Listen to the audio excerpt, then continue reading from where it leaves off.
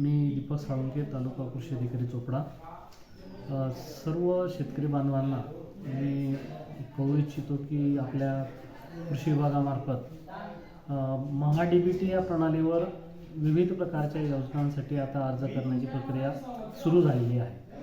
त्यामध्ये मुख्यत्वे करून जर आपण विचार केला तर फळबाग लागवडीसाठी आपल्याकडे महाराष्ट्र ग्रामीण रोजगार हमी योजनेअंतर्गत 100% अनुदानावर ही योजना उपलब्ध असून केळी पिकासाठी जर आपण ऊती संवर्धित रोपांची लागवड करत असणार तर ती देखील आपल्याला या योजनेमध्ये लाभ घेता येऊ शकतो. काही त्या योजनेचे निकष आणि अटी ज्या आहेत त्या फक्त आपल्या परिपूर्ण असाव्यात. यासोबत ज्या शेतकऱ्यांना फळबाग लागवड करायची आहे परंतु महात्मा गांधी रोजगार हमी योजनेअंतर्गत आपण लागवड करू शकत नसाल तर आपणास भाऊसाहेब फुंडकर फळबाग लागवड योजनेअंतर्गत 100% अनुदानावर देखील योजना आपल्याला महा-डी-बी-टीच्या प्रणालीवर उपलब्ध आहे.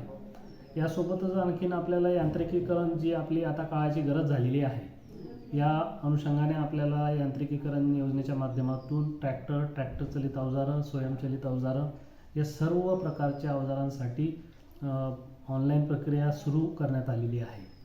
तसेच आपल्याला जर काही हायटेक म्हणजे उच्च तंत्रज्ञानावर आधारित काही शेती करायची असेल किंवा आपल्याला काही नर्सरीचा प्रोजेक्ट करायचा असेल तर एकात्मिक फलोत्पादन विकास योजनेअंतर्गत देखील यासाठी हरितगृह म्हणा किंवा नर्सरीसाठी आपण कंट्रोल कंडिशन म्हणजे आपण नियंत्रित वातावरणानुकूलित असं हरितगृह उभारण्यासाठी देखील ऑनलाईन प्रक्रियेवर अर्ज करू शकतात.